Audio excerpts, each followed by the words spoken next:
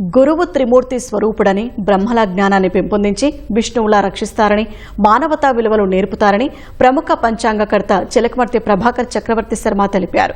గురు పూర్ణిమ రోజున వ్యాసుడిని, శంకరాచార్యులను పూజించాలని ఉపదేశించారు. గురు పూర్ణిమ విశిష్టతను చిలకమర్తి ప్రభాకర్ చక్రవర్తి శర్మ వివరించారు. ఆధ్యాత్మిక పరంగా, జ్ఞానపరంగా ఎవరైతే మార్గనిర్దేశం చేస్తారో అటువంటి గురువుల్ని పూజించాలి.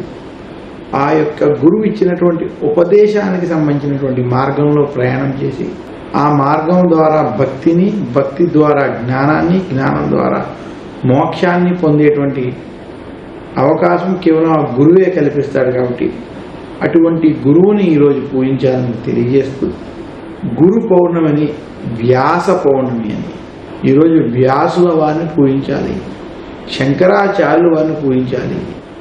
వ్యాసుల వారు అందించినటువంటి పురాణాలని, భగవద్గీత వంటివి ఇంట్లో పెట్టి చదువుకోవడం, అలాగే ఆ పుస్తకాలను దానం వంటివి చేయడం, గురువుల్ని పూజించడం, మంత్రోపదేశాలు వంటివి పొందడం వంటివి చేయడం చేత వ్యాసుల వారిని, శంకరాచార్యుల వారిని వంటి వారిని పూజించినట్లయితే, ఆరాధించినట్లయితే అత్యంత శుభ ఫలితాలు కలుగుతాయని తెలియజేస్తున్నాను.